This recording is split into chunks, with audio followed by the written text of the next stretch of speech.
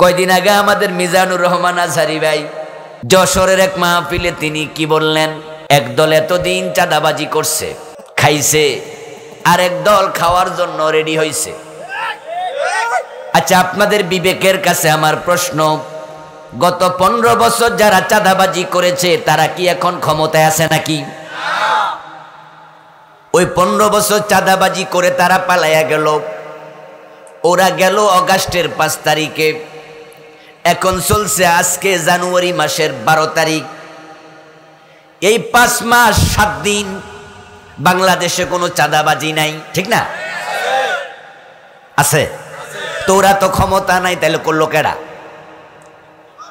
এতে বোঝা যায় করার কিছু মানুষ আছে না নাই? তো উনি তো এই কথাটাই বললেন যে একদল 15 বছর চাঁদাবাজি করছে, এখন তারা যাওয়ার পরে দেশের আরেক দল শুরু করছে। আপনাদের কাছে আমি জানবো, দয়া করে জবাব দেন, কথাটা মিথ্যা না সত্য? সমালোচনা হলো কেন?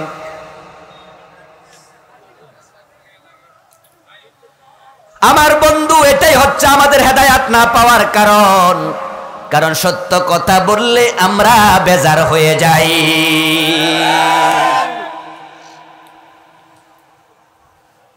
আপনি অন্ধকার রাতে অন্ধ লোককে দেখবেন, সে হাঁটতেছে হাতে লাঠি নিয়া, দিনেও হাতে লাঠি নিয়া, রাতের আধারে মাঝে ঘন মানুষের কালো, তাই আলো নাই। এটা সবার জন্যই সমান, কিন্তু দিনের বেলা আমরা চোখওয়ালারা পেলাম খুঁজে আলো, অন্ধ পায় নাই। সূর্যের কোনো দোষ নাই, দোষ তার চোখের ভিতরে। কোরআনের মাহফিলে এসো, হেদায়েত যারা পায় না, সমস্যা প্রবলেম তাদের কলবের ভিতরে।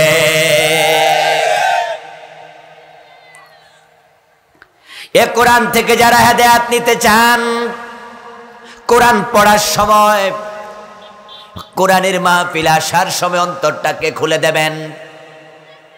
এই চিন্তা নিয়ে কোরআন স্টাডি করবেন, অধ্যয়ন করবেন। কোরআনের মাহফিলে চিন্তা মাথায় নিয়ে আসবেন, কোরআনে যা আছে, হাদিসে যা আছে, সেটা আমার বাবার বিরুদ্ধে হলো আমি মানতে রাজি আছি। আমার গোষ্ঠীর বিরুদ্ধে যাবে, দলের বিরুদ্ধে যাবে, আমার নিজের বিরুদ্ধে যাবে, আমার বাবার বিরুদ্ধে গেল, কোরআনে যা আছে সেটাই সত্য। যদি আপনি এই চিন্তা নিয়ে কোরআনের কাছে যান, তাহলে কোরআন থেকে হেদায়েত পেয়ে যাবেন। আমার প্রিয় বন্ধু, কোরআনের বাহিরে অন্য কোথাও হেদায়েতের জন্য যাবেন না। কারণ যে ব্যক্তি কোরআন বাদ দিয়া অন্য কোনো জায়গায় হেদায়েতের জন্য যায়, আল্লাহ তার উপরে এতটা রেগে যান, তাকে হেদায়েত থেকে নিজে ধাক্কায়া দূরে ঠেলে ফেলেন। قال رسول الله صلى الله عليه وسلم من ابتغى الهدى في غيره أضله الله। রাসূলুল্লাহ বলেন, মান قال به صدقة ومن حكم به عدل ومن عمل به أجرب ومن ابتغى الهدى في غيره أضله الله ومن دعا إليه هدي إلى صراط مستقيم। নবীজি সাল্লাল্লাহু আলাইহি ওয়াসাল্লাম বলেন যে কোরআনের কাছে যাবে, কোরআনের কথা শুনবে, কোরআনের কথা বলবে, সে সত্যবাদী। কারণ কোরআনে যা আছে এর মাঝে মিথ্যার কোনো সম্ভাবনা। মান কালা বিহি সাদাকা, যে কোরআন থেকে বলবে, কোরআন দিয়ে বলবে, তোমরা বুঝে নিও সে সত্য বলতেছে। কারণ কোরআন ব্যক্তির কথা না, কোরআন কার কথা? ওয়ামান আসদাকু মিনাল্লাহি কিলা, আল্লাহর সে সত্য বলার ক্ষমতা কারো নাই। ওয়ামান হাকামা বিহি আদাল, যে ব্যক্তি কোরআন দিয়ে বিচার করবে, সে ন্যায় বিচার করলো। কোরআনের বাহিরে কোনো ন্যায় বিচার নাই। নবী মুহাম্মদ সাল্লাল্লাহু আলাইহি ওয়াসাল্লাম যখন 10 বছর মদিনা চালাইছে, উনি বিচারক হইয়া বিচার করছে, তখন প্রতিটা বিচার তিনি কোরআনের আলোকেই করেছেন। এখন আমরা মুসলমান কোরআনের বিচার ভুলে গেছি, এজন্যই আদালতে মিথ্যার ছড়াছড়ি চলছে। বিনা দোষে মানুষের জেল হয়, ফাঁসি হয়। কত মিথ্যা মামলায় মানুষ বিজয়ী হয়ে যায়, তার কোনো হিসাব নাই। বড় বড় মামলাগুলোতে, কোটি কোটি টাকার মামলাগুলোতে আবার লাখ লাখ টাকা খরচ করে বড় বড় ব্যারিস্টার উকিল রাখা হয়। যদি আপনার ন্যায়সঙ্গত কোনো মামলায় আপনি জিতেন, তখন বলা হয় মামলা তো জিতারই কথা, কারণ বিষয়টা তো আমার পক্ষে ন্যায়সঙ্গত।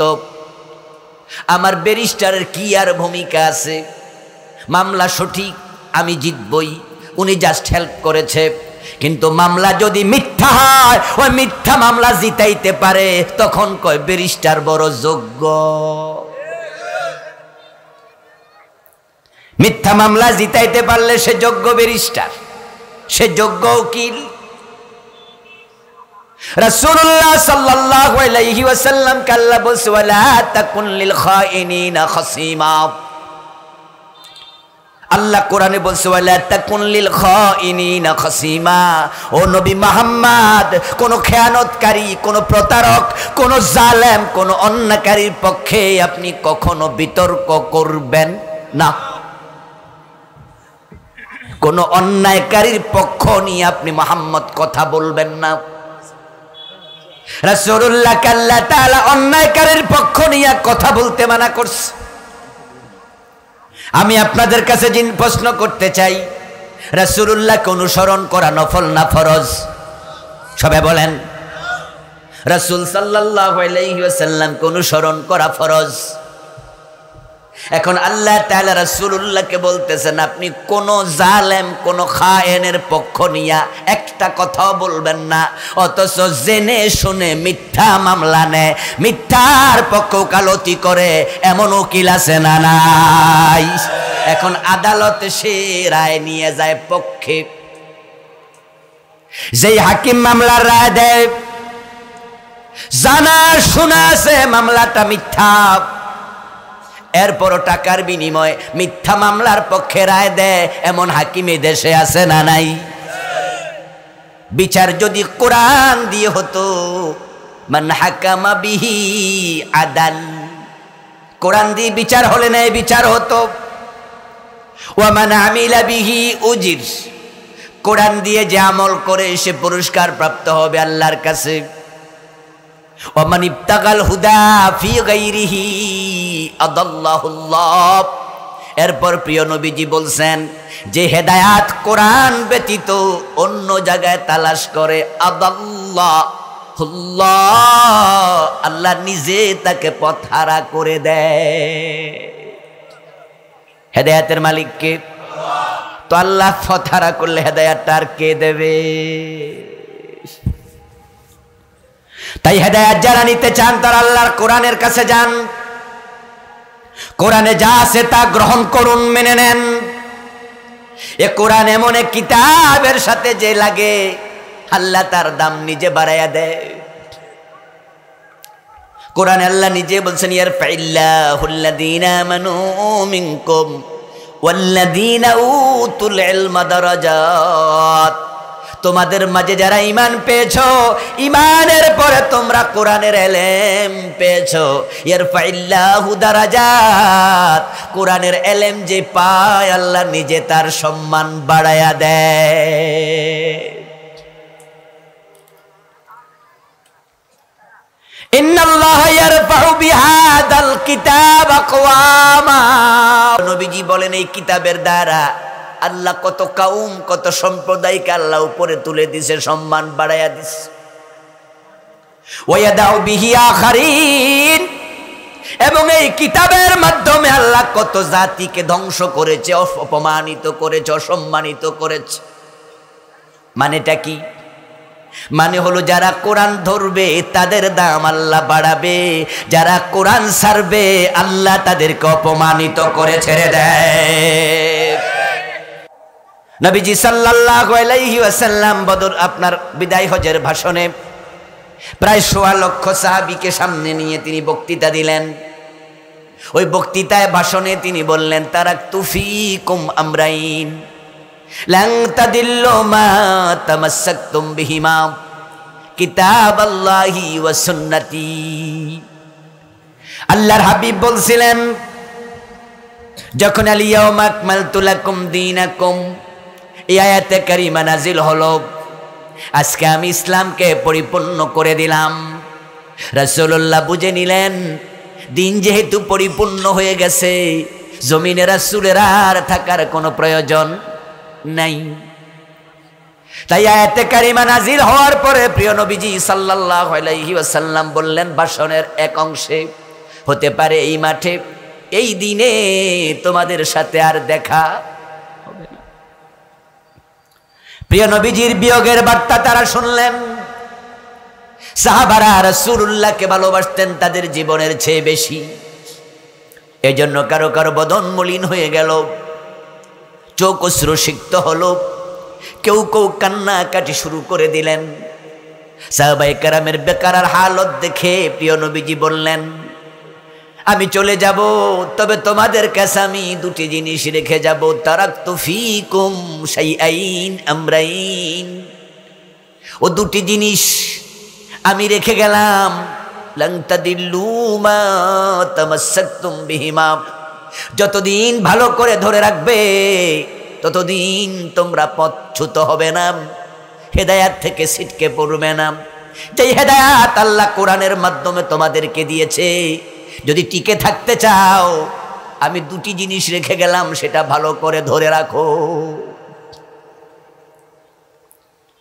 রাসূলুল্লাহ যাদের সামনে কথা বললেন, ওই ১৬ লাখ সাহাবীদের মাঝে আবু বকর উপস্থিত, ওমর, আলী, উসমান রাদিয়াল্লাহু তাআলা আনহুম উপস্থিত। সবাইকে লক্ষ্য করে বলছেন, তোমাদের মাঝে দুটি জিনিস রেখে গেলাম, ভালো করে ধরো। আদ্দু আলাইহা বিন নওয়াজিস, আমার রেখে যাওয়া বিধান মাড়ির দাঁত দিয়া কামড়ায়া ধরো, শক্ত করে ধরো। আর কেমনে বুঝাইতো? যখন আমরা গোস্ত শক্ত হয়, সিঁড়ি হাড্ডি যখন ভেঙ্গে খাই, তখন সামনের দাঁত দিয়া না মাড়ির দাঁত?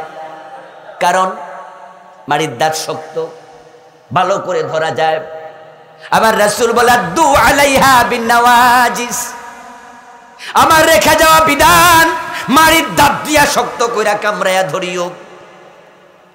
আর আমরা মাড়ির দাঁত দূরের কথা, আমরা সামনের দাঁত দিয়েও ধরি নাই। নবীজি বলছেন, আমার মেয়ে ফাতেমা যদি চুরি করে আমি ফাতেমার হাতটা কেটে দেব। আর ৫৩টা বছর চলে গেল, ৫৪ বছরে বাংলাদেশ পা রেখেছে, ৫৩ বছরে আল্লাহর আইনে একটা চোরের হাতও কাটে নাই। কাটে তো নাই, আল্লাহর আইন কায়েম করা দরকার, সে অনুভূতিটাও নাই। আমরা যারা বলি আমাদেরও ভালো লাগে না, উল্টা রাজাকার বলে গালি দেয়। পছন্দ হয় না মৌলবাদী, ধর্মান্ধ, আরো কত কথা। তুমি হেদায়াত থেকে বঞ্চিত হয়ে যাবে দোস্ত। হেদায়াত পেতে চাইলে রাসূলুল্লাহর কথার কাছে আসো। আমি দুটি জিনিস রেখে গেলাম, শক্ত করে আঁকড়িয়ে ধরো। এক নাম্বার কিতাব আল্লাহ, আল্লাহর কিতাব কোরআন। দ্বিতীয় সুন্নতি, আমার সুন্নাহ হাদিস। এ দুটাকে ভালো করে ধরো। আপনাদের কাছে আমি জিজ্ঞাসা করব, আমাদের দেশের লোকেরা হেদায়াতের জন্য কোরআন হাদিসের কাছে বেশি যায় নাকি পীর সাহেবের বাড়ি বেশি যায়?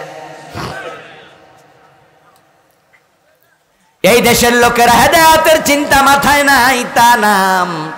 এদেশের মানুষের বুঝ, তাদের দিল বড় নরম, তাদের চিন্তা বড় ভালো, তারা সবাই হেদায়াত চায়।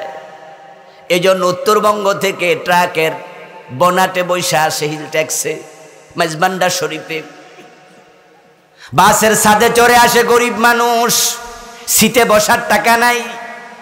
তাই রংপুর থেকে, দিনাজপুর থেকে চলে আসে মতিঝিলে, দেওয়ানবাগ দরবার শরীফে। ওখানে পীর সাহেব হুজুর আছেন, কলবে গুতা দিলে কলব নড়বে। ওখানে মেজবান্ডার শরীফে হুজুর আছেন, উনার কাছে কিছু চাইলে উনি ভরে দেবে 2 হাত। অন্তর ভালো, চিন্তাটাও ভালো, কিন্তু তরিকাটা ভুল। ধরা দরকার ছিল কোরআন, ধরা দরকার ছিল হাদিস। তারপরে কোরআন হাদিস বুঝার জন্য ধরা দরকার ওস্তাদ। তাই পীর ছিল 3 নম্বরে, ওস্তাদ হিসাবে যাবে। কিন্তু কোরআন হাদিস সাইরা তারা পীরকে হেদায়াতকারী বানায়া দিছে। তাই হেদায়াতের জন্য পীরের বাড়িতে যায়, বন্ড পীরের হাতে পইরা ইমানটাও হারায়।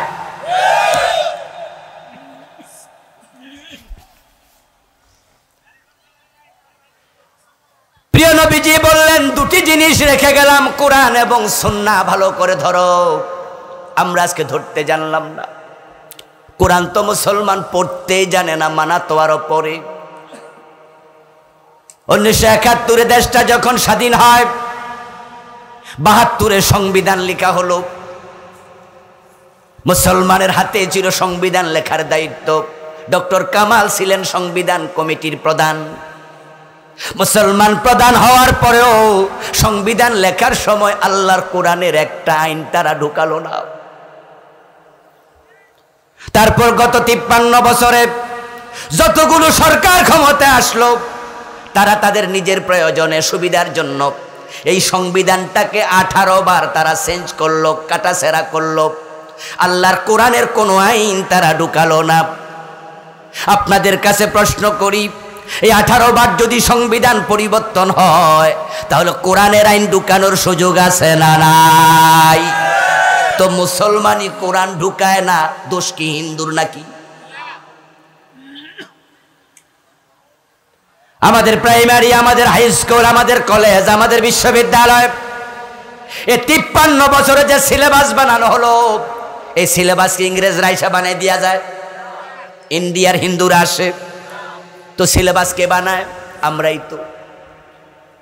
71 থেকে আজকে 2025 পর্যন্ত দেখেন, এই 53-54 বছরে একজন শিক্ষামন্ত্রী হিন্দু হয় নাই, বৌদ্ধ হয় নাই, খ্রিস্টান হয় নাই, সবাই মুসলমান। তাহলে স্কুল, প্রাইমারি, হাই স্কুলে, কলেজে, ভার্সিটিতে আল্লাহর কোরআন সিলেবাসে ঢুকানোর সুযোগ আছে না নাই? কিন্তু প্রাইমারি সিলেবাসে কোরআন আছে নাকি? কেন থাকবে না? আমার প্রশ্ন, কেন থাকবে না? ইংরেজি, বাংলা, অঙ্ক, ইতিহাস, ভূগোল, ফিজিক্স, কেমিস্ট্রি, বায়োলজি, জীববিজ্ঞান, রসায়ন, পদার্থ যা আছে, অঙ্ক 200 নাম্বার, 9, 10 বাংলা 200 নাম্বার, ইংরেজি 200 নাম্বার, ইতিহাস আছে। কত নতুন নতুন সাবজেক্ট ঢুকাচ্ছে। এত গুরুত্ব দুনিয়ার শিক্ষার, আল্লাহর কোরআনের গুরুত্ব তোমাদের কাছে এক আনাও নাই। তোমরা হেদায়াত পাইবা কেমনে? যদি আমাদের ক্লাস 1-এ কায়দা ঢুকানো হতো, তাহলে আমাদের বাচ্চারা জীবনের প্রথম ক্লাসে আলিফ বা তা শিখে ফেলতো। ক্লাস 2-তে ওঠার সময় তারা বানান করে করে আল্লাহর কোরআনের শব্দ বলতে পারতো। ক্লাস 2-তে 10টা সূরা অর্থসহ পড়ায়া দাও। ক্লাস 3-এর মাঝে আম্পারা সিলেবাসে ঢুকায়া দাও। ক্লাস 4-এ, 5-এ, 6-এ, 7-এ, 8-এ, 9-এ আস্তে আস্তে করে 100 নাম্বার কোরআন, 100 নাম্বার হাদিস ঢুকাও। আমাদের সন্তানরা কলেজে, ইউনিভার্সিটিতে পড়ে টিচার হবে, প্রফেসর হবে, ডাক্তার হবে। সিলেবাসে কোরআন হাদিস আছে, সাথে সাথে আলেম হয়ে যেত। প্রতি ঘরে ঘরে বাবার জানাজার নামাজ পড়ানোর মতো ইমাম তৈরি হতো।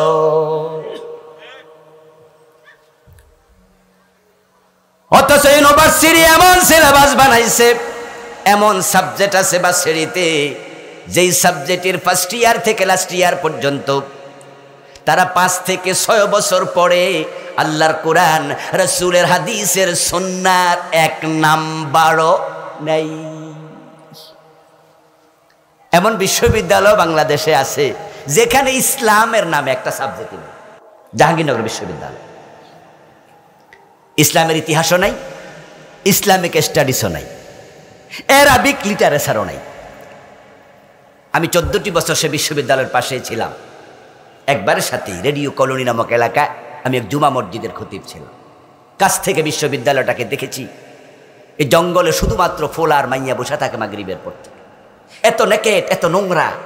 আপনারা জেনে থাকবেন যে 100 মেয়েকে দর্শন করে সেঞ্চুরি পালন করছে সেখানে, আপনারা মনে আছে না? সেই বিশ্ববিদ্যালয় জাহাঙ্গীরনগর। মুসলমানের বিশ্ববিদ্যালয়, মুসলমানের দেশ, মুসলমান ভিসি, মুসলমান সরকার, মুসলমানের ট্যাক্সে তাদের বেতন হয়। ইসলামিক ইতিহাসও নাই, ইসলামিক স্টাডিজও নাই, অ্যারাবিক লিটারেচার নাই, ইসলামের নামে কিচ্ছু নাই। তো কোরআন যদি এভাবে ছেড়ে দাও, তোমরা হেদায়েত পাইবা কেমনে? এদেশের বিশ্ববিদ্যালয়গুলোতে ইসলামিক ইকোনমিক্স পড়ানো একটা ইউনিভার্সিটি নাই যেখানে ইসলামিক ইকোনমিক্স 1 নাম্বার পড়ায়। ইসলামী অর্থনীতি 1 নাম্বারও নাই। পুরা পুঁজিবাদী অর্থনীতি, সম্পূর্ণ ক্যাপিটালিজমের উপর ডিপেন্ড করে চলছে পুরা অর্থ ব্যবস্থা। ইসলামে যে অর্থনীতি আছে এটা মুসলমানের সন্তান অর্থনীতিতে অনার্স, অর্থনীতিতে মাস্টার্স, অর্থনীতিতে পিএইচডি, অর্থনীতির প্রফেসর, ইসলামী অর্থনীতি 1 নাম্বারও জানে না। এমন পচা পচা পচা সিলেবাস বানাইছে। অগাস্ট বিপ্লবের পর আমরা আশাবাদী, আমরা চাই বাংলাদেশটা কোরআন দিয়ে সাজাতে। এ কোরআনকে আমরা সংসদে নিতে চাই, এ কোরআনকে সংবিধান বানাতে চাই। আমরা আগে ভাবতাম এই বেটা এগুলা খুলে ফেলবা, এটা দিবা না, হাতে লাগে বারবার। আমরা আগে ভাবতাম আমাদের দেশে ইসলামী বিপ্লবের জন্য আমাদের অস্ত্র লাগবে, আমাদের মুজাহিদদেরকে প্রশিক্ষিত করা লাগবে। কিন্তু অগাস্ট বিপ্লবের মাধ্যমে আমরা আমাদের ভুল ভেঙে গিয়েছে। আমরা নতুন আলো দেখতে পাচ্ছি। বিপ্লবের জন্য অস্ত্র লাগে না, লাগবে সাহসিকতা, লাগবে আবু সাঈদের মতো বুকের গুলি গ্রহণ করার মতো মানসিকতা।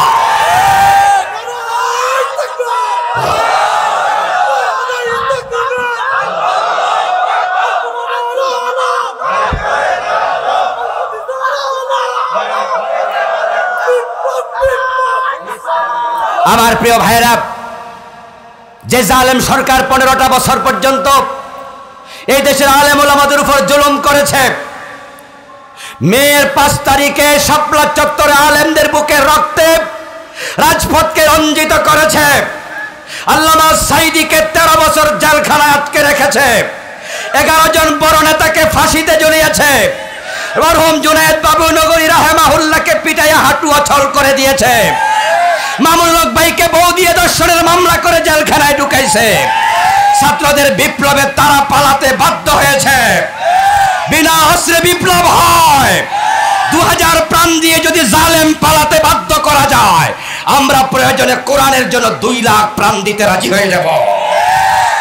কোরআনকে সংবিধানে পরিণত করব ইনশাআল্লাহ। সে স্বপ্ন আমরা এখন দেখছি, সে সুযোগ আল্লাহ আমাদের কাছে এনে দিচ্ছেন। আমরা 92% মুসলমান। এ কোরআনকে আমরা আমাদের জীবনে গ্রহণ করতে চাই, হাদিসকে আমরা ধারণ করতে চাই। কোরআন হাদিসের আলোকে হযরত ওমরের যুগের মতো আমরা দেশ চালিয়ে পৃথিবীবাসীকে আবার দেখাবো। যদি কোরআন ক্ষমতায় যায় তাহলে পৃথিবীতে আবার যাকাত খাওয়ার লোক পাওয়া যাবে না। বাংলাদেশকে কোরআনের মাধ্যমে দারিদ্র মুক্ত করা যাবে। 2 জন মন্ত্রী 5 বছর দেশ চালাইছে, 2-3টা মন্ত্রণালয় চালাইছে আজ থেকে 15 বছর আগে সরকারে। ও 2 জন মন্ত্রীর তাদের মন্ত্রণালয়ে 1 টাকা দুর্নীতির অভিযোগ পাওয়া যায় নাই। অন্য মন্ত্রণালয়গুলো যদি এভাবে চলে, দেশটা সোনার বাংলা হতে বেশি দিন লাগবে না। আল্লাহ তাআলা বলছেন, ইন্না হাযাল কুরআন ইয়াহদি লিল্লাতি হিয়া আকওয়াম।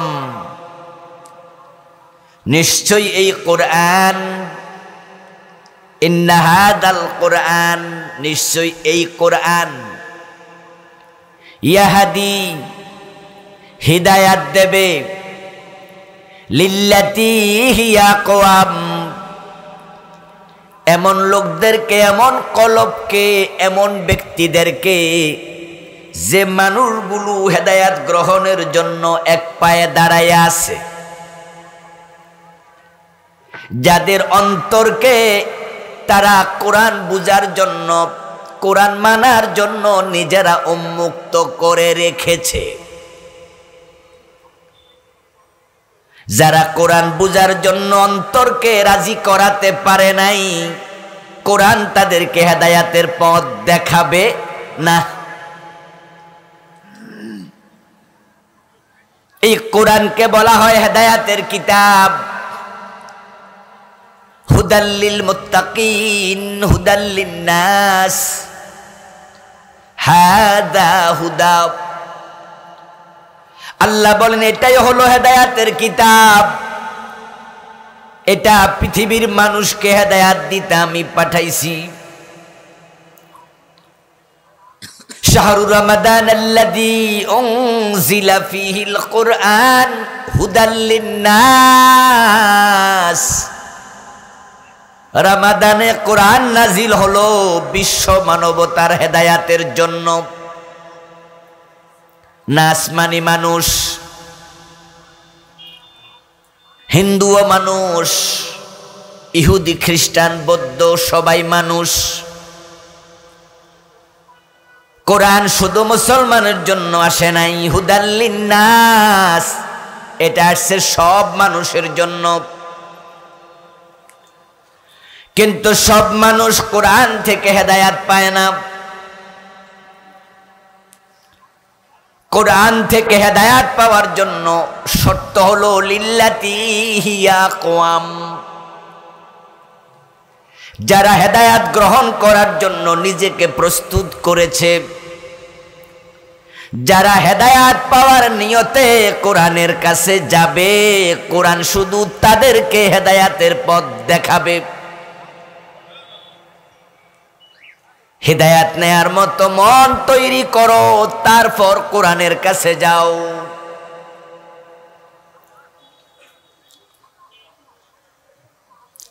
কোরআন পড়ে আপনি বড় আলেম হতে পারবেন, কোরআনের পণ্ডিত হতে পারবেন, কোরআনের হাফেজ মাওলানা হতে পারবেন।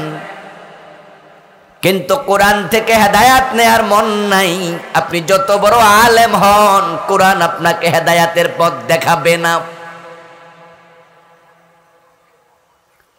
ইন্না ফি যালিকা লাযিকরা লিমান কানা লাহু কলব ওয়া আলকাস সামআ ওয়া হুয়া শাহীদ।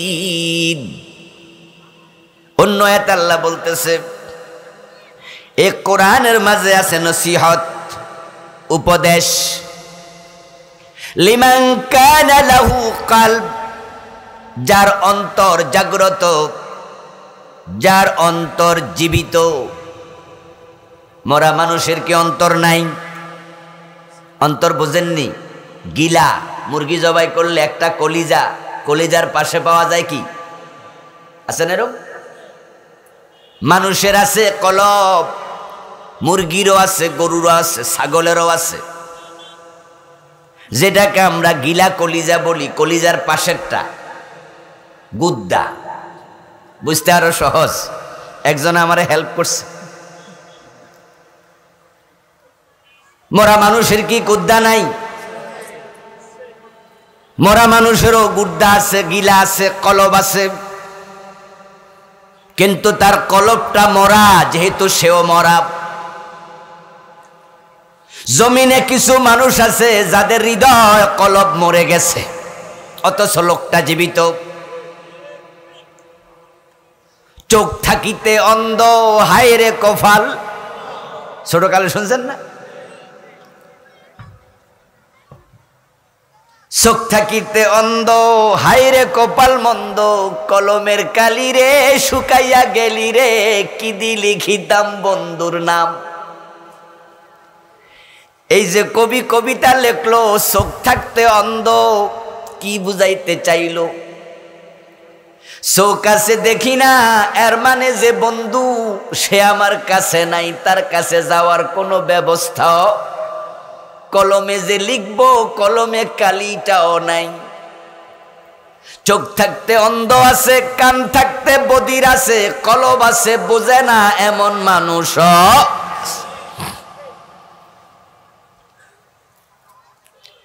ওয়ালাকাদ দারা'না লিজাহান্নামা কাসীরাম মিনাল জিন্নি ওয়াল ইনসি লাহুম কুলুবুন লা ইয়াফকাহুনা বিহা ওয়া লাহুম আ'য়ুনুন লা ইউবসিরুনা বিহা ওয়ালাহুম আযানুন লা ইয়াসমাউনা বিহা উলাইকা কাল আনআমি বাল হুম আদাল।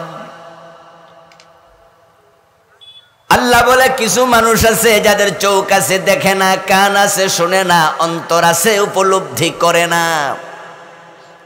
উলাইকা কাল আনআম, তারা দেখতে মানুষের মতো অথচ তারা পশু। এই কোরআন আমি আল্লাহ পশুর জন্য পাঠাই নাই, এটা হুদাল লিন্নাস। কার জন্য পাঠাইছে? আপনি মানুষ তাই বলে আপনি কোরআন থেকে হেদায়েত পাবেন না, যদিও পাঠাইছে আপনার জন্য। না পাওয়ার কারণ আপনার কলব আছে, আপনি বুঝতে রাজি না। চোখ আছে, চোখ দিয়া কোরআন পড়তে রাজি না। কান আছে, কান দিয়া কোরআন শুনতে রাজি না। কোরআনের অন্তঃকরণ দিয়া মর্ম উপলব্ধি করতে রাজি না। তো আল্লাহ বলে এমন চোখওয়ালা কানওয়ালা সে আসলে মানুষ না, সে হলো পশু, এবং পশুর চেয়ে আরো নিকৃষ্ট। আর পশুর জন্য আমি কোরআন পাঠাই নাই। ইন্না ফি যালিকা লাযিকরা লিমান কানা লাহু কলব, এ কোরআনের মাঝে আমি নসিহত রেখেছি যার কলবটা জিন্দা আছে। ওই কলবওয়ালার জন্য, যে কলব কোরআন থেকে মর্ম উপলব্ধি করতে রাজি। লিল্লাতি হিয়া আকওয়াম, এমন মানুষ যে মানুষের অন্তর কোরআন বোঝার জন্য উন্মুক্ত। ওয়ালকাস সামআ, এবং সে কোরআন মনোযোগ দিয়ে শুনতে রাজি।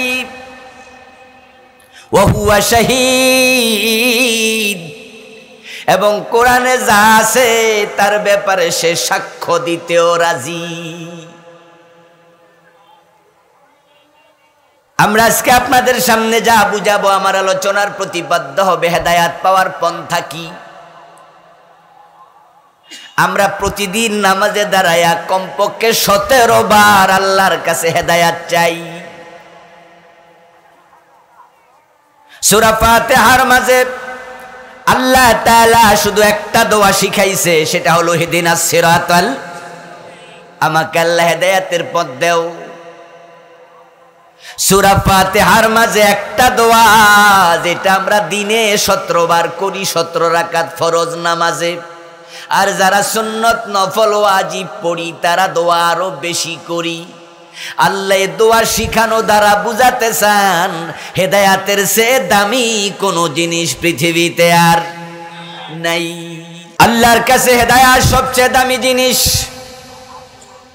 এই হেদায়াত পাওয়ার জন্য আপনি আল্লাহর কাছে বারবার প্রতিদিন বলছেন ইহদিনাস সিরাতাল মুস্তাকিম। এই দোয়াটা হলো কোরআনের 1 নাম্বার সূরা, সূরা ফাতিহা। এখন যে হেদায়াত আল্লাহর কাছে আপনি চান, সেটা টাকা হলে বাজার থেকে কিনা যাবে নাকি? কোন পয়সাওয়ালা মানুষ যদি চায় তার ফ্যাক্টরিতে উৎপাদন করতে হেদায়াত উৎপাদন করা যাবে? এটা বাজারে কিনা যায় না, এটা চাইলে কেউ বানাইতেও পারে না। এটা সরাসরি আল্লাহর কন্ট্রোলে আছে। এই জন্য আমরা সবাই মিলে হেদায়াত চাই কার কাছে? আলহামদুলিল্লাহি রাব্বিল আলামিন। প্রশংসা সব আল্লাহ তোমার জন্য, তুমি জগতের রব। আর রহমান আর রহিম, মালিকি ইয়াউমিদ্দিন, ইয়্যাকা না'বুদু ওয়া ইয়্যাকা নাস্তাঈন। এরপরে আমরা বলি ইহদিনা, আমাদেরকে তুমি দয়া করে হেদায়াত দাও। সুবহানাল্লাহ। এটা শুধু আল্লাহর কাছে থাকে। এখন ওই হেদায়াত আপনি কোথায় পাবেন? প্রথম সূরাতে আল্লাহ বলে আমার কাছে চাও, তাই আমরা চাই ইহদিনাস সিরাতাল মুস্তাকিম বলে। এবার দ্বিতীয় সূরার নাম বাকারা। ওই বাকারা সূরার শুরুর দিকে বলে যালিকাল কিতাবু লা রাইবা ফীহি হুদাল লিল মুত্তাকিন। মুত্তাকিন। ও আমার বান্দা, তুমি যেই হেদায়াত আমার কাছে চাও, আমি এই কিতাবের মাঝে মুত্তাকির হেদায়াত রেখেছি। লা রাইবা ফীহি হুদাল লিল মুত্তাকিন, এর মাঝে সন্দেহ নাই, এটাই মুত্তাকিদের জন্য হেদায়াতের কিতাব। তাহলে এখন হেদায়াত পেতে হলে এই কিতাবের কাছে আমাদের যেতেই হবে। এই কিতাবকে আল্লাহ তাআলা আমাদের হেদায়াতের জন্য পাঠাইছেন। এখন এই কিতাবের কাছে যাওয়ার মানে কি? এটা আপনি পড়বেন, তারপরে এবার ভালো করে গিলাপ দিয়ে বেঁধে তাকে রেখে দেবেন। যদি আপনি মনে করেন যে এটাই হেদায়াত পাওয়ার সিস্টেম, আপনি ভুল করলেন। ইন্না হাযাল কুরআন ইয়াহদি লিল্লাতী হিয়া আকওয়াম। এক সূরায় বলে হেদায়াত চাও, আরেক সূরায় বলে কোরআনের মাঝে হেদায়াত রাখছি, আরেক সূরায় বলে হেদায়াত পেতে হলে অন্তরকে রাজি করো। ও ব্যক্তি হেদায়াত পাবে যার অন্তঃকরণ উন্মুক্ত। তা আপনি কোরআন পড়লেন, কোরআনে কি আছে জানতে চাইলেন না। আপনি কোরআন পড়ার পরে জানলেন, কোরআনে যা বলা হয়েছে তা মানলেন না। আপনার অন্তর যে পর্যন্ত মানতে রাজি হবে না, ওই পর্যন্ত কোরআন থেকে হেদায়াত পাওয়া যাবে না। এক নাম্বার কথা হচ্ছে হেদায়াত পেতে হলে কোরআনের কাছে যেতে হবে। দ্বিতীয় কথা হচ্ছে শুধু গেলে হবে না, কোরআনে যা আছে তা গ্রহণ করার মন থাকতেই হবে। আজকের পৃথিবীতে মানুষের সংখ্যা প্রায় 800 কোটি, তার মাঝে 650 কোটি কাফের। তারা হেদায়াতের ধারে কাছে নাই, হেদায়াত তারা পেল না। 250 কোটি মুসলমান, এই 250 কোটি মুসলমানের মাঝে বেনামাজি লোক আছে, কথা বলেন না কেন? বেরোজগারি আছে, সুদখোর আছে, আছে। সুদখোর হেদায়াত পাইছে কোরআন থেকে, বেনামাজি হেদায়াত পাইছে। তো কোরআন আসছিল পুরা মানবতার জন্য, অথচ 650 কোটি ইমানই পায় নাই। আর মুসলমানের মাঝে বেনামাজি, বেরোজগারি, সুদখোর, ঘুষখোর, অন্যায়কারীর অভাব নাই। তো কোরআন তো হেদায়াতের জন্য আসছিল, হেদায়াত পেল না কেন? এটা কি কোরআনের দোষ না তাদের অন্তরের দোষ?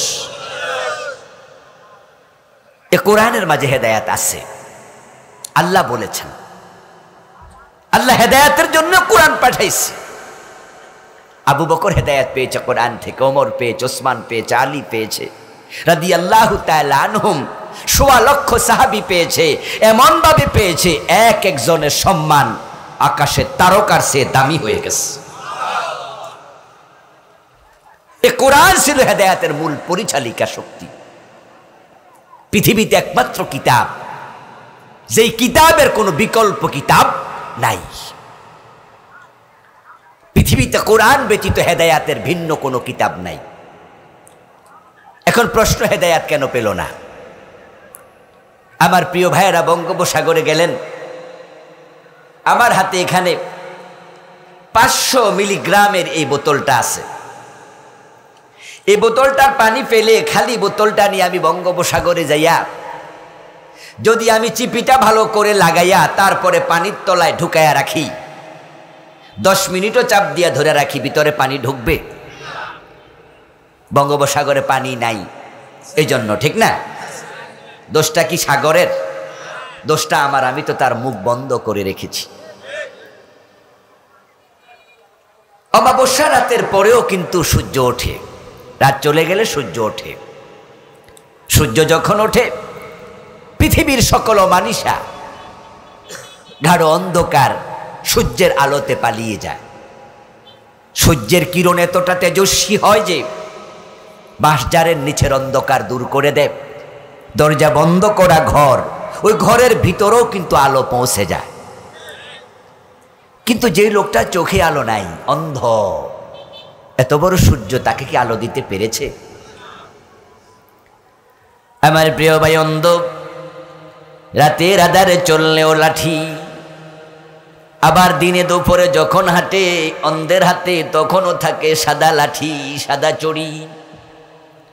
ওই অন্ধ এত বড় সূর্য থেকে সামান্য আলো নিতে পারে নাই, দোষটা সূর্যের না, তার চোখের। আজকের মাহফিলে বসে আছেন, আল্লাহর কোরআনের কথা শুনতে এসেছেন, অথচ যদি কোরআনের কোনো কথা আপনার নিজের দলের বিরুদ্ধে যায়, আপনার গোষ্ঠীর বিরুদ্ধে যায়, আল্লাহর কোনো কথা আপনার নিজের বিরুদ্ধে যায়, তখন চেহারা কালো হয়ে যাবে, হুজুর ভালো না, এমন লোক আছে না নাই? হুজুরের কথা ভালো লাগবে ততক্ষণ নিজের মন মতো হবে। এই জন্য আসুন না প্রিয় ভাইয়েরা, কোরআনের আলোকে আমরা নিজেরা নিজের জীবন সাজাই, পরিবার সাজাই, আমাদের দেশটাও সাজাই। আল্লাহর কাছে সে তৌফিক কামনা করছি। আপনাদের উদাত্ত আহ্বান জানাচ্ছি, সন্তানদেরকে কোরআন পড়াবেন, আলেম বানাবেন। একটা সন্তান কমপক্ষে এমন রেখে যান যে আপনার মৃত্যুর পর আপনার লাশের সামনে দাঁড়িয়ে জানাজার ইমামতি করবে। তৃতীয় তাকবীর দেওয়ার পরে আমরা দোয়া পড়ি, আল্লাহুম্মা গফিরলি হাজ্জিনা ওয়া মাইয়িতিনা ওয়া শাহিদিনা ওয়া গায়িবিনা। আমরা ক্ষমা চাই আল্লাহ, আমাদের সামনে যে লাশ আছে সে শাহিদ, অনুপস্থিত মানুষ গায়েব, এই লাশকে তুমি ক্ষমা করে দাও। আমার সামনে যে খাটিয়ার উপরে শুয়ে আছে, আল্লাহুম্মা গফির লাহু ওয়ারহামহু ওয়াফিহি ওয়াফু আনহু ওয়াকরিম নুজুলাহু ওয়াসি মুদখালাহু। আল্লাহ ক্ষমা করো তাকে, জান্নাত দাও তাকে। মসজিদের হুজুর যখন দোয়া করে, লাশ সামনে নিয়ে দোয়া আসে মুখ থেকে। আর যদি সেই ইমাম আপনার নিজের কলিজার টুকরা সন্তান হয়, দোয়া আসবে কলিজার ভিতর থেকে। এমন সন্তান একটা রেখে যান যে আপনার জানাজার ইমাম হবে।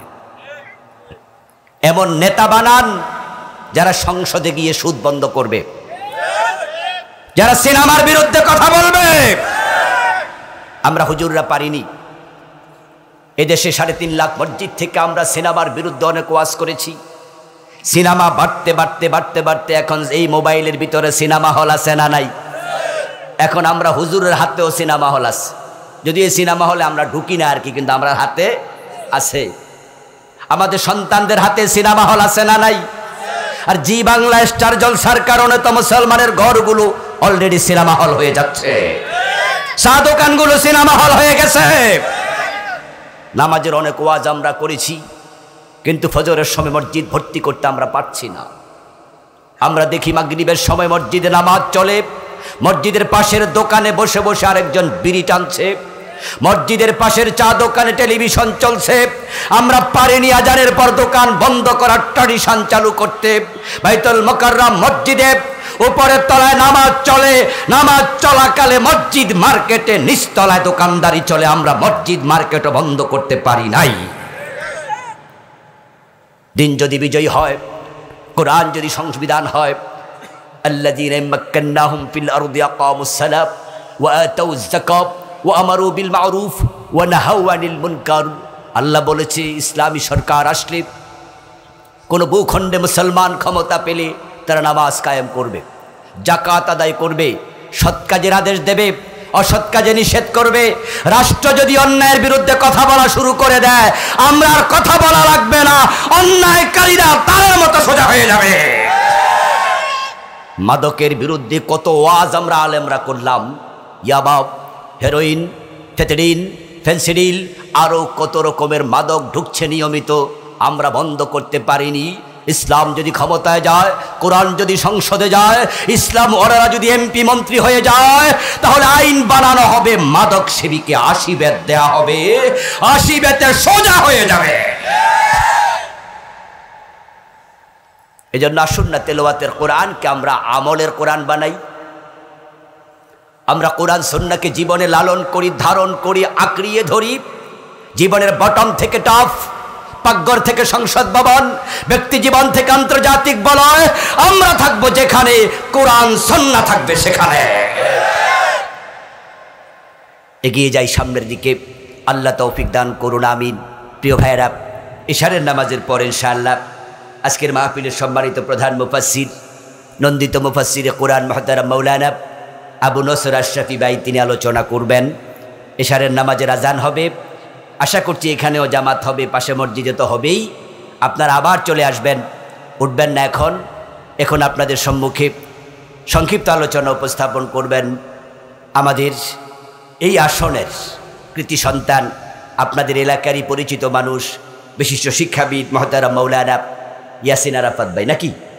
জি ভাই আছেন, ভাই একটু সংক্ষেপে কথা বলবেন, এরপরে আপনারা আজান হলে চলে যাবেন।